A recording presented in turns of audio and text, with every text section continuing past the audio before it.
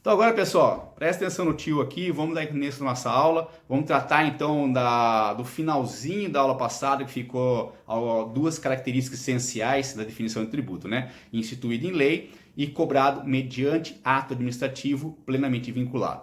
O instituído em lei, nesse momento, eu vou tratar com vocês bem por cima, tá? Por quê? Porque ele vai ser melhor aprofundado quando eu estiver conversando com vocês sobre as limitações da competência tributária, especificamente ao princípio da legalidade tributária, que tem toda a relação. Por quê?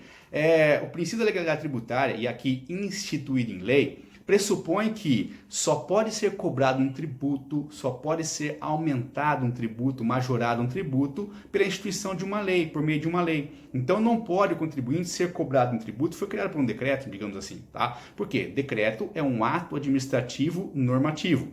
Ele tem como regra a definição da forma como vai ser executada uma lei existente.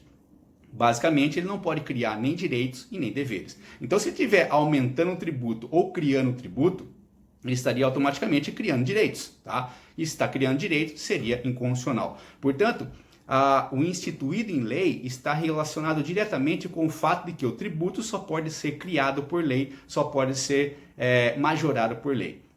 Consequentemente das regras constitucionais da simetria de formas, se eu só posso criar um tributo por lei, só posso aumentar um tributo por lei, em regra, também só posso extinguir a cobrança de um tributo também por meio de lei e só posso reduzir a alíquota daquele tributo, a cobrança daquele tributo, também por meio de lei, certo? Então, nesse caso, o que acontece? Eu tenho a necessidade de criar o tributo por lei, da mesma forma, pela simetria de formas que é garantida pela Constituição Federal. Se eu crio por lei, só posso também extinguir por meio de lei, beleza? Então tomem bastante cuidado com esse instituto aqui, instituído em lei, tá bom?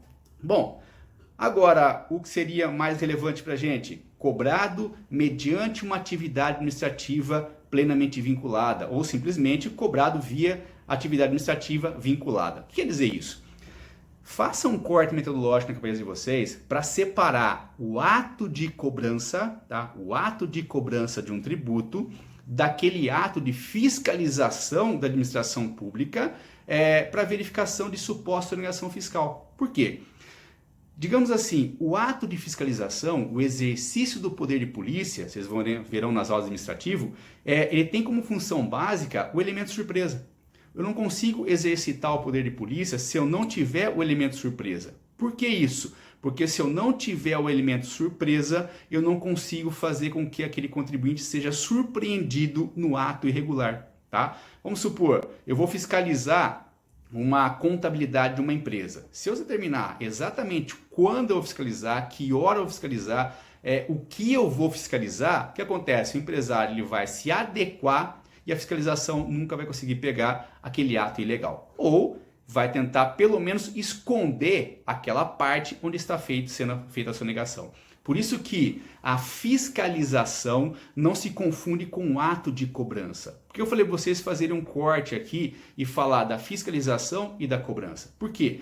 Enquanto eu estiver exercitando a fiscalização tributária, enquanto eu estiver no exercício da fiscalização tributária, do poder de polícia fiscal, o administrador público ele tem discricionariedade. Ele tem, por motivos de conveniência e oportunidade, dentre os requisitos do ato administrativo, ele pode ter uma certa variação. Mas veja bem, mesmo sendo um ato discricionário, esse poder de polícia fiscal, ele não está restrito especificamente à vontade do administrador. Ele não pode fazer o que ele quer, certo? Por que não? Porque se ele quiser fazer qualquer coisa que não esteja relacionado com aquele ato de fiscalização, ele estará burlando a lei. Por isso que, dentro dos limites legais, a lei já dá esse limite para ele, entre o máximo e o mínimo do que ele pode fazer, ele tem discricionariedade para agir. Isso na questão de fiscalização, beleza? Fiscalizado, verificado que tem débitos tributários daquele contribuinte, aí já passa a fase de cobrança. Aí a gente vem na definição aqui do artigo 3º, cobrado mediante atividade administrativa plenamente vinculado, beleza?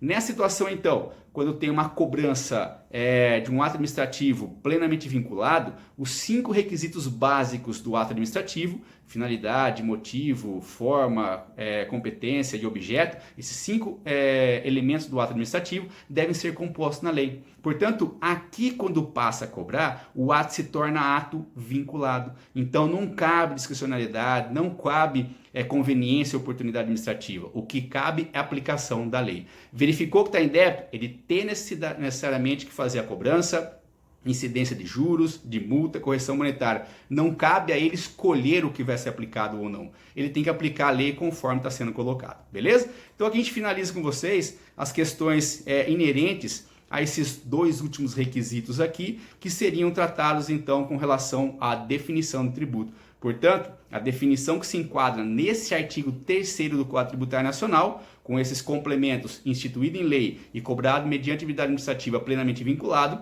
a gente fecha o conceito, tá bom? Fechamos o conceito e agora a gente consegue saber exatamente o que é um tributo, o que não é um tributo, beleza?